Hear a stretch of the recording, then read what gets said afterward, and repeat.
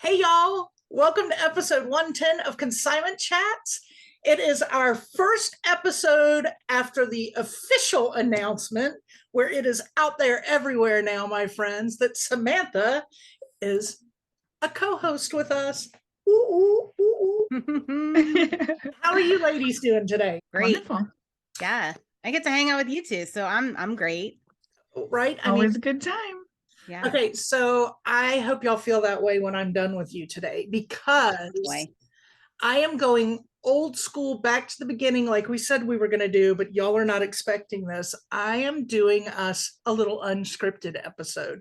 Since it is Samantha's first full official episode, I'm hitting y'all with questions that I put together Oh Lord. on the spot.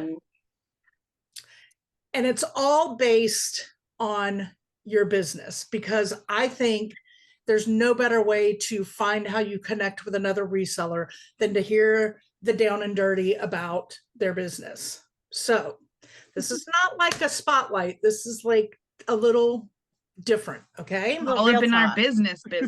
I am all up in your business. My business is my life, so we're good. All right. So I am going to start with this one. In your business, somebody shows up at your door and they have that box, or God forbid, that large jumbo trash bag of consignment, and they drop it off in your hands. When you get it, what is the item that you really hope is in there? Like, what do you, when you get a bag, go, gosh, I really, really would love it if this was full of, or had a, what in it and why? A big lot of tangled up jewelry. Oh, you and your that jewelry. Somebody did not want to go through. Like a treasure hunt. I find it very relaxing to untangle jewelry. And there's almost always some real gold in there when that happens. So that is, and I love to photograph it, and I get a real kick out of it. Love it. All right. Wow. You came up with that one fast. So that is truly in there. Samantha, what about you when that shows up at your doors? There's something that you always go, please let it have more of these or one of those, whether it's something you have never had before and you keep hoping to have, or something that you love getting. Yeah, I don't have like a bolo list. I don't have like anything in the back of my mind, but I love boots and shoes. And up here we are winter boot land. So if it was like a box full of Sorel winter boots, I'll have them all sold in a week and it'll make great money. I really like that. Okay, so I'm with you on that part. I love the shoes. I love them. Oh, I'm going to send you guys all my boots and shoes. That is like my least favorite. I'm going to tangle my jewelry for you. Yes. We'll switch off that for tangled jewelry, right? So switch them back and forth. All right. So on the flip side of this discussion. Well, wait, what about you? I just said are you going to say the same exact thing? Nothing else? Okay. So no, I mean, to put on there. Okay. When I get stuff, what I really, really, really love to get is a luxury brand that I knew nothing about. Oh, a newbie. And that's so nerve-wracking to me. And I look at that brand name and I go, who is that? And then I look it up and I'm like, well, dang, Gina, I love that. That doesn't happen very often, but when I source it or it shows up, I love it. I love it because I love to learn about new things out there and I love to educate myself. The problem with me is it doesn't always stick in my brain. That could be a problem. I have to remember it. All right. On the flip side, I want this time a minimum of 2 things that you've received that have either A, made you laugh, or B, made you cringe. I should have said cry, laugh or cry, cringe. Open those and you go, there's so many. There are so many. I have received some adult only items that I didn't know what to do with. Yeah, you can't. It's not like you can donate them. Like, So what did you do with them? get gifts. I sent a little thing to my close personal friends. I have this little group chat, and said, "Hey, anybody need a white elephant?" And I sent them some pictures and made some little mini sales. A couple dollars. That's it. Just like, here, get this out of here because I don't know what to do with it. That's hilarious. Just so happened to be like end of November. It was perfect. Oh wow. Oh, so this just happened? Did this just happen, or a couple years ago? This was into the year before last. It was, yeah. Oh wow. Awesome. Wow. Let me throw one of yours out there and we'll see. There's so many. I'm just like having trouble even thinking of. One of mine is one that pops to mind is Carrie in the store brought in a statue. Do you remember that statue? Oh, do tell. It was, I don't know whether it was art or obscene. It was a couple. It's coming back. Yeah. And we were like, yeah, there's too many kids. Like, I don't know what we're going to do with this, but it was kind of like a hard decision because it had some value, but it was like borderline obscene. You don't know. I'm going to say it was obscene. It was not, if I wouldn't show it to my kid, I'm going to say it was obscene. So what did we end up doing with it? I think she ended up taking it back. I don't think we did anything with it. Yeah. Now, so my cringe, that was what? Go ahead. That was store time, brick and mortar time. If you received that item now, would you still list it online? I don't think I would. I don't think I would. I mean, so we do live unboxings on Instagram, and a lot of times we don't know what's in the box, and we open up the box. And a couple weeks ago, I was unboxing this like assorted estate, and I pulled out a Marilyn Monroe 1954 pinup, and she was totally nude. And I wasn't expecting to show that on Instagram, but I just pulled it out of like, there was nothing, no indication that, there were going to be nipples involved here. But that I am selling in the adult only category. eBay automatically put it in the adult only category with a little post-it over the unmentionables. Good. So that was a little bit of shock and a little bit of shock to the audience. Yeah. And Instagram doesn't put the little post-its over the unmentionables. Right. There were no post-its because I really was just taking things, just being, And it's hard with consigners. You'll open a box and it'll be grandma's rosary and a collectible plate and then a pin up like that. You don't know. Yep. Oh my. So one of mine that I remember, and this was back in the store, was a younger guy bringing in, again, a yard-sized garbage bag of his clothes. And number one, they were all wrinkled. They were, in the end, I don't know that we ended up taking anything of his, but as I'm sitting there reaching in to pull it out, I pulled out a pair of used underwear, like boxers, and went, whoop. So we're done. yeah, it's time for you to take your bag back. This is not for us, but that's one of the cringy things. And I have one more cringy that Libby, you brought up the other day that I forgot about, but I don't remember if it was on an episode here or somewhere else, because it might have been listing party when we talked about it. But we got a handbag, and of course I was the one that would do all the research at the time for the handbags. And you got to go through and clear out all those pockets. You'll find like feminine product in there, maybe a breath mint, maybe a pin, maybe some Kleenex, which always gave me the heebie-jeebies. Always Kleenex. So you're reaching in, you're like, oh God. So you get that tissue out, and you get that, and then you get this tissue that's got kind of hard, and you open it up and pull. It was a molar, like an actual molar, somebody's tooth. Yeah. Wow. Yeah, a molar. Yeah. That was pretty freaking cringy. Oh, I'm getting like worked up even thinking about it. It gives me the teeth are so gross. Y'all, I mean, I threw that thing on the desk like, ah! Oh my God, I gotta go wash my hands. Yeah, it was nasty. And I don't know if you remember this part of it. The consignor was standing there, Bless her. Oh, And yes. she was like the sweetest. She was like this young, put Oh, together. I'm so like, sorry. I'm so sorry. stuff. And she was like, Molly was grossed out, but I think she might have been more mortified. Yeah. Yes, she forgot her tooth. Yeah. And we're hoping it was hers. I mean, I don't know. Maybe it was somebody else's tooth she had packed away in tissue in there. Oh, Lord. I don't know.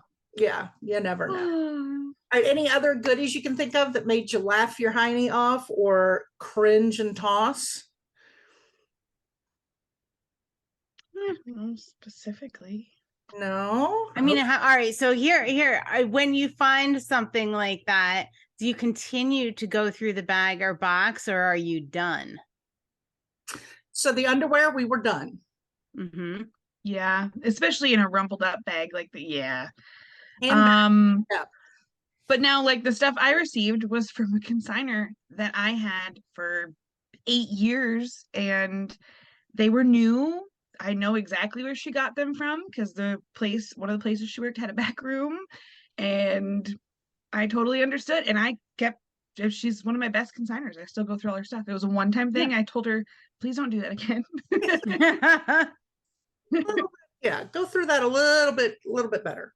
Yeah, but dirty stuff. Yeah, like I said, I love a box of boots and shoes, but when they come in and they're gross and they're covered in mud, and if I have to put more work into them, then it's worth my time.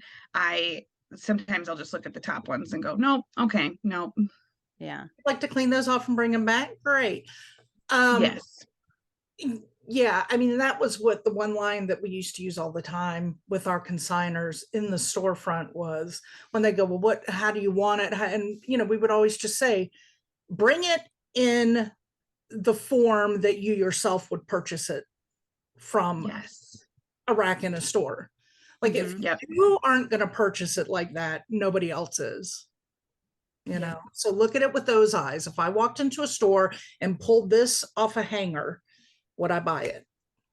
If it's got dog hair, smells like cigarette smoke, has wrinkles, yeah, you're not going to pick that one up. So that's always a good one.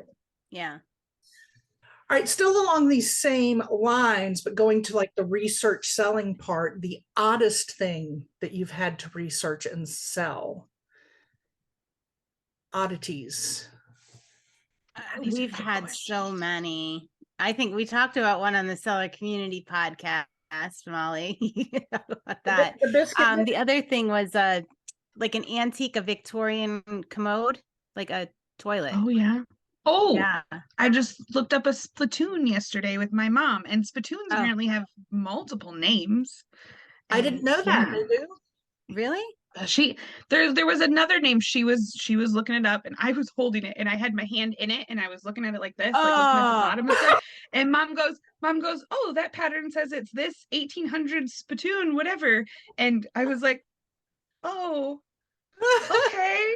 And she's like, nobody has used it like that for like ever. And I'm like, that's still gross. I don't know. It gives me. Yeah, it definitely is. Oh, I love it. Yeah, spittoons are great, aren't like? I mean, they usually have. We've sold a lot of spittoons. Yeah, this one had a crack and was used as a planter, but it's still gonna do great. Yeah. All right, I have kind of a funny along the same line of when you're doing it and all of a sudden you go, ooh. Only I got myself caught up in one of our unboxings that we were doing, and I had some stuff from an estate of a former chain smoker, not from the band, not the music band, but an actual chain smoker. And so we were unboxing live, and you have to kind of pull it off because you don't want to be like, oh my God, this is just in front of all the customers, right? So I opened up this vintage hair dryer, one of those in the box with the big hose and the those, the vinyl cap elasticized head, right? Yeah. So of course people are on there all into it, typing, going, oh, well, does it work? Da, da, da, da, da, try it. And I plug it in, and I can't say to Libby because she's in her place on the phone. I plug it in, and all I smell is ashtray just comes flowing out into my, and I'm going, oh yes, it works. Yes. It's gonna work its way right to the trash can. Yeah, it works, but you guys won't see it listed. And then Libby has no idea that this is happening, right? Because she can't smell it. People start going, try it on. And Libby's like, yeah, Molly, you got to put it on your head. Try it on now. And everybody's in the comments. So I had to put it on and go, see, here. And it was like, if you had any idea, I mean, when it was done, I mean, we didn't sign off, and it wasn't a second my phone is ringing hers. I'm like, do you have any idea what I just I need to join your Instagrams more often. now. Oh, it was horrible. It was hilariously horrible. So now we have to be real careful what we pop out there, because they want you to try things on because they think it's funny. And my office smelled so bad. I mean, that thing went bye quick. My office, as soon as I turned it on, it was like poof, my dad was so sweet. One time he's a contractor, and I don't know how he came about this giant roll of bubble wrap, but he got it for me. He stored it for me. But he stored it in his shop, which has a wood stove, and it was like several months before he gave it to me. And so I had this giant thing of bubble wrap and didn't think anything of it, standing in his wood shop and doing whatever. And he handed it to me and I put it in my car. And later on when I got my car, I'm like, oh, it's smoking here, but my jacket, whatever. Didn't even think about it.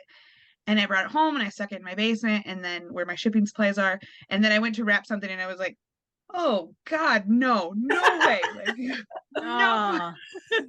Thank goodness you smelled it before you wrapped and shipped, you weren't just like in a hurry, wrapped it up, shipped it, because then you'd get that, this stinks. Yeah. Why does your stuff smell like a bonfire? I don't know. That would have been a good feedback for you on that one. Yeah. All right. So you got your bags of mentionables or unmentionables, okay? And you're sitting at home because you're ready to work. What is your favorite part of the listing process? Just the listing process. When you have an item that you have to get it live, from box to live, what's your favorite part? Mine is my favorite complete. When I hit the complete button, when it's listed all the way through the system and I hit complete. Love it. Okay. All right. Yeah. Mine's the cross listing part at the end. I think it's for the same reason, because I know it is out there on everywhere I want it to be, and it is done. I like every part of it except descriptions. I hate descriptions, but I don't mind any of it. I like pictures like that. But when I know that it is cross listed everywhere, I just feel good. Thank you, list perfectly. Yes. That's so mine is photography. I just love photographing. So, and I've always loved it, even back in the store when I used to have my big professional camera lens changing to now just clicking with the beauty of photo room. I just love taking pictures of. Oh, can you imagine what we could have done back then with photo room? Oh my word, right? Oh, and how much time I would have saved. I spent so much time photographing, so much time getting all the pictures and then having to take the chip, put it in the computer, pull them in. I mean, it's just so much. But photography has always been my favorite part of getting an item and getting it live. I mean, there's a lot of other things I like, but that's just my jam. So Samantha, you kind of already touched on this part, your least favorite part of the process. And do you have a personal trick that makes it more enjoyable or makes your mind think more positively about it? So I don't like descriptions. I am a firm believer in your description should sell the product without the person having to look at the pictures. However, I don't follow that belief very well because I don't like writing descriptions. So I try to remind myself, like, nope, I have to just imagine they cannot see the photos, give lots of detail. If I'm really stumped on an item, like if I have a really good title and I don't think that I could really add much more, I just copy the title in and go, well, that's good. I'm good. Yeah. I can always come back to it and foof it up later, but that's good. Foof it up. Foof it up. I like to foof it up. So yeah, that's I agree with that. Sometimes it's the speed of getting stuff up, and just put, if your title says enough, and you get the measurements, then sometimes that just got to be good enough. All right, Libby, how about you? Least favorite part of the process, and do you have whether it's a trick of something you do or a mental trick that gets you through it without of just listing, or just the whole listing process? I like listing. I don't know. I don't know that I have a least favorite part of listing. Well, now looky here. Look at her. Yeah. I love to live. I love it. I think we need to get you out there as a VA too. Do you have time to add that to your plate? Oh yeah, sure. Sounds to me like you need to be a VA. Oh, Lord. So for me, I just it's the little details, the having to go through all the little details that you have to check off on the recommendation of the items, the fabric content and the what style, what occasion, what this, that, or the other. And I don't do those. You don't? No, when that pops up, I do, of course, I have to do all the ones that they make you do. And then if it's not like easily, like if it's not suggested or like easily there to click, I don't go digging for it. I just do whatever is the easiest. Now, that being said, when I open my eBay app and it says you have 512 items that should be added to recommended specifics, that drives me nuts. Right.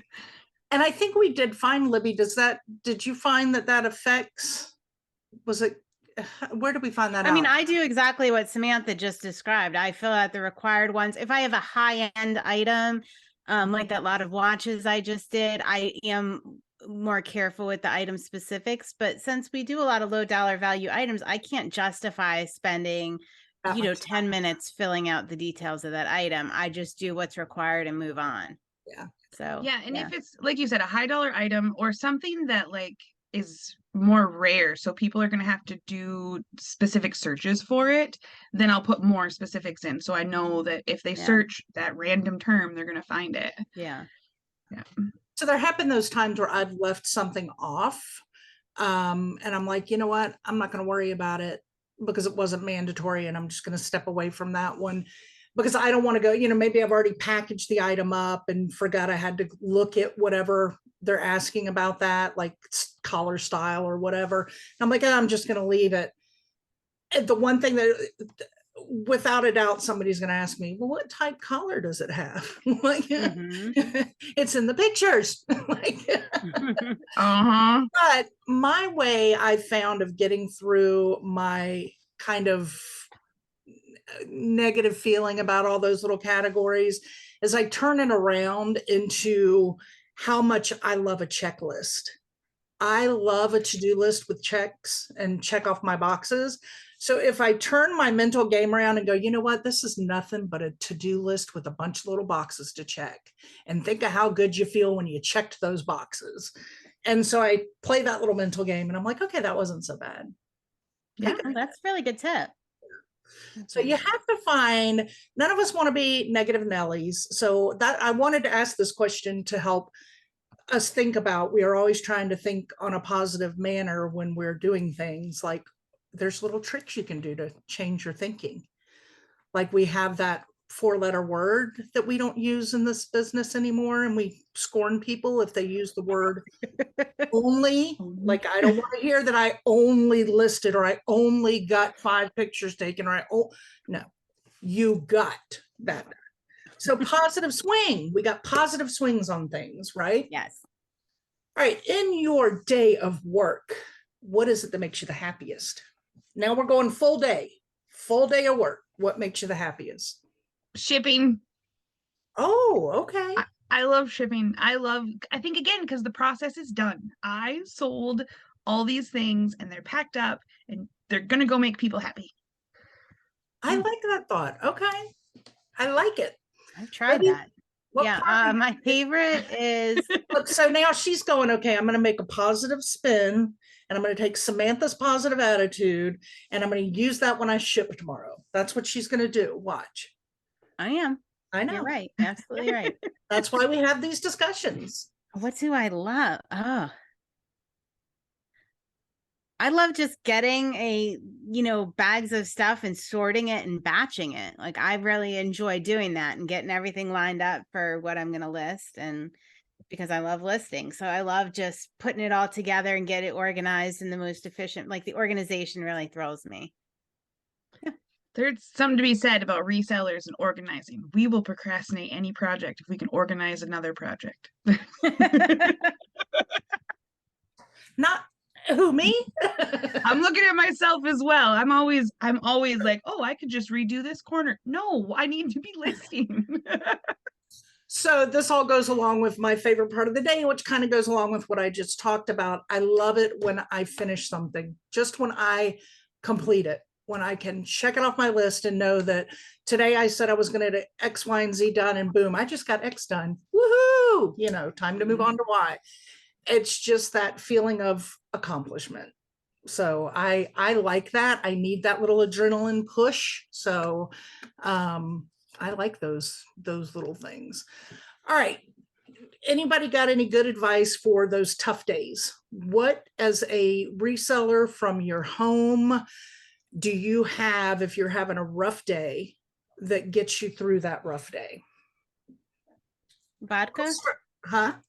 Vodka? No. It can be always the vodka. Woohoo, tequila shots. So for me, if I'm having a rough day, typically, I know I just pick up the phone and I just phone a friend. Phone a friend. Typically it's Libby, somebody in the industry. Why? Because people in the industry understand when you have a rough day. They can really understand that. So for me, it's phone a friend. And then I worry, do they think I'm just like, I don't want to be moany whiny, but then I realize we all go through it, right? So I phone a friend. And we're there to boost each other up when we are going through that, so that we don't stay in that funk and the next day you're doing better. Yeah. Right. Anybody else on? I've been doing a little different this year. Okay. As far as like when I have a down day or I'm just feeling I've been taking my goal and just using that. Like I'll just focus on that, like my listing goal for the day. So how do you mentally use that? Like go through kind of the thought process. Oh, I don't feel like listing, or I'm not enthused about the stuff I got in. I don't feel like it. And I just say to myself, all right, well, you have to list $900 in inventory today. So, what's it going to be? And that little switch, like in your head, they say, like when you're lacking motivation, if you give yourself a choice, it can spark some internal motivation. So I'll give myself those choices and I'll just keep focusing on how am I getting to that 900? How am I getting there? How am I getting there? How am I getting there? What am I going to do to get there? And so it changes your focus, changes where your brain is. Okay. All right. I like that. I like it. I like it a lot. So I still have a lot of personal stuff going on, but instead of saying, well, I still need to get this done, and worrying, I have been letting myself relax, take an hour to take a bubble bath or sit with my husband and watch a movie or do a puzzle with my daughter, whatever it is. And then it kind of re-energizes me. And then, okay, now everybody go to bed and I'm going to do my thing. And I may not get as much done as I still wanted to that day, but at least I'm getting something done and I'm not going to bed going, oh my God, I didn't accomplish anything today. And I'm not letting myself get so worked up about it. And you did the most important thing, taking care of you. Because if we don't do that, then how are we going to do the rest? So I like that. Even if you don't have it on your schedule and you mentally need it, take that break. Got the hot tub. Every now and then I'm like working away and I'll reach out to Libby and she'll answer the phone. It's like, blah, blah, blah, blah, blah, blah, blah. Oh, I'm sorry. I'm having a glass of wine in the hot tub. And I'm like, wow. Okay, then. Well, all right. So here, I love what Samantha said. But that's something I like when I'm like, I use that as a carrot when I'm done working. And I have done on occasion in the middle of the day or earlier in the day when I still had work to do. I don't seem to be able to take that break and unwind. Like once I'm out of work mode, I have a heck of a time getting back in. Like when I'm done, I'm done. So how do you refocus yourself after you take a break? If it's not time to like lay down and go to bed, then I just feel like I'm not accomplishing anything. So I take that break and then I don't know, I just got to re-energize myself. It just peps me up. I don't know. Otherwise I'm that person that lays in bed at night going, man, I didn't list my daily goal or do my thing. So if I take that break at like 6 p.m. and then get back at it, I don't know. It's still a balance I'm trying to find because there's a lot going on and it's so sporadic. Yeah. Other days I was doing like you, I would use it as a carrot and I would say, okay, if I do my shipping and all of my listings this morning, then I can take a bath at like 1 o'clock and I can relax. And I have my husband made a board for across the tub so I can do my cross posting while I'm in the tub. And that was my way to make sure I got my listings done in the beginning of the day. And yeah. I like it. I like it a lot. I like it a lot. All right, this kind of crosses over with what we just talked about, but give real quick one thing that you do in your week that keeps you connected with other people working from home alone. One thing. Well, hop in the C-Chats community. I mean, yeah, I get to hang out with you guys and everybody in our community. There you go. Okay, we're done. Bye, y'all. And List Perfectly has those listing parties now, which is like a whole separate community. And I am big into those to the point where I have to tell myself to not join so many because I don't get anything done. Well, that's what I always wondered. And Libby and I've talked, like, when are these people working that are going to all these listing parties? Like, I can't, Yeah. But I do want to schedule another one or two in there besides just the one that we host, because there is, you need that community, and we have it in our own community, and then can get it from other wonderful communities too. So yeah. I love all right, that. last one. Do you have an end goal for your business? Do you have, like, what is your, I did it, like, this is what is that part that you go, yep, I was successful, yep, I got it? Do you know what I'm saying? Like, I've been thinking about this a lot lately because I don't have one. Okay. Same. I don't have that goal laid out. Like, I know that we are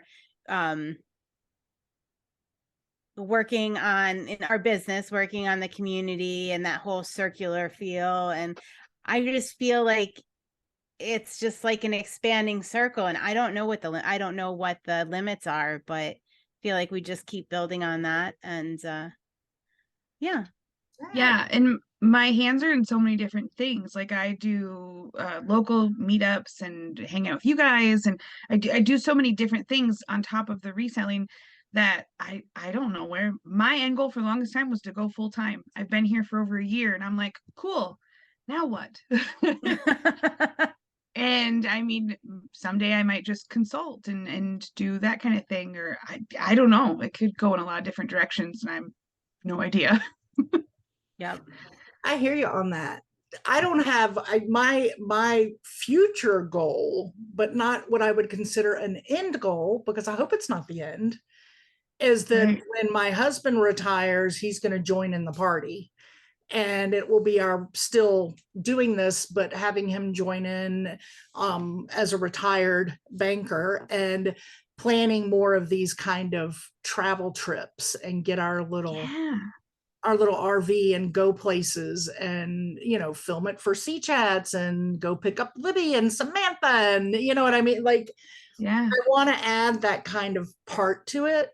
And that's kind of something I look forward to in the future, but I don't see that's the great thing is this isn't this isn't like an end type thing. This is what a lot of people do after they retire. Right. And we are already doing it. So there's just a lot of different directions it could take to still be focused on what we love. I mean, even if you retire and decide you want to travel more, then you back it down and you only do little bits of items, not full. So, yeah. Well, y'all, I got to say, this I think was as good as I hoped it would be. This was a lot of fun. Yeah. It was really fun to hang out with. I agree. And we get to do it and those questions were good. Every week, y'all, the three of us, every week. I mean, who doesn't want to be a part of that? Honestly. Well, we're not for everyone. We do have to remember that. We're not for everyone, and that's okay. That's true. But if we're for you, you better make sure you are subscribed to our YouTube channel. Podcasters leave us reviews, right? Because we like those reviews. Yep. Even if you're not a podcaster, go over to Apple, leave us a review. Yeah. What she said. And if you haven't already joined our private community, do so. If you're a reseller, even if you're not into consignment, that's what we have. Resellers, we have people that are brick and mortar, we have online only, we have consignment, we have sourcers. I'm a sorcerer.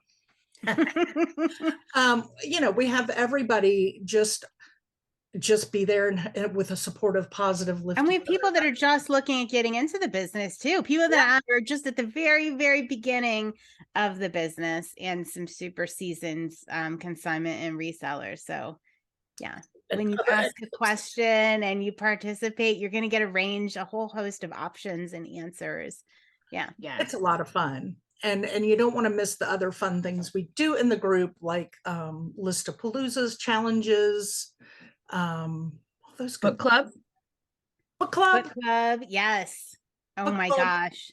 I know I say this with every book I read and every book our book club does, but life changing.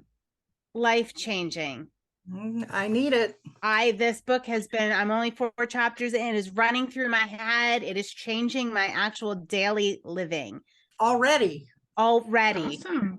Yeah. Wow. And it's definitely doing some perspective switching. It's called, oh my gosh. Edge.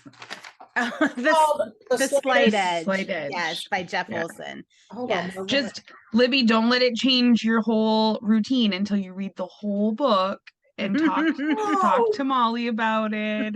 Good advice, Samantha. Yeah, and we decided in book club this week, so it's a separate book, and we'll link it up in the show notes. It's a separate Facebook, free private Facebook community, and we do Zoom meetings. We decide we're going to do once a week, and we're going to chunk up the chapters so that we can actually talk about how we're implementing this, because we realized when we did Dale Carnegie's book, the How to Win Friends and Influence People, that actually stopping, talking, reinforcing, putting those things in action, that book had staying power. Absolutely. And it was much more effective in our daily lives when we did it like that. And everybody agreed that was good. And that's what we're going to do. So yay. Yeah.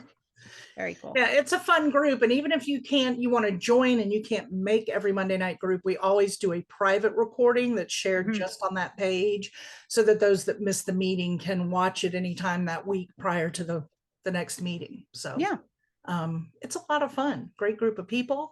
Yep. Lots of good ideas, lots of good thoughts. I love it. Love it, love it, love it.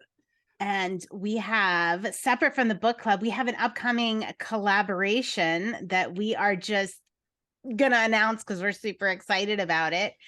We are collaborating with Sarah Marshall, 4 Corners of Consignment. She is a consignment coach and consultant, and we are running an event with her. You're going to be hearing from her on the podcast, on YouTube, and it's just going to be so much fun. She is phenomenal. She is an incredible resource, and we are just, honored to be working with her and doing this collaboration. So stay tuned. You do not want to miss it. And this collaboration will go on off and on for a while with different topics. So it's going to be good stuff. All right, girls.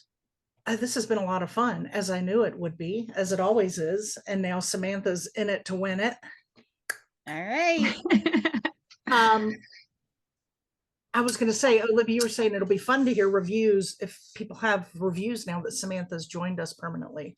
Yes, I will be reading our first review. Oh, I'll read any review, but if you specifically want to put the review in now, it will be read on the podcast on YouTube. If you'd like to include your business name or a shout out, go ahead and do that. But we want to read that review. We want to hear your thoughts because we know it's gonna be good. Yeah.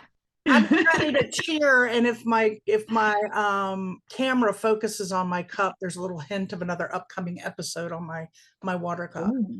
So anyway, ladies, it's next time. Cheers. Cheers. Cheers. Oh, I see it. Thanks for joining Libby, Molly, and Samantha, the ladies of Consignment Chats, as we build a resourceful community of collaborative resellers. Find all the ways to connect with us on consignmentchats.com. Episodes are available on YouTube and anywhere you get your podcasts. In addition, join our free private Facebook community.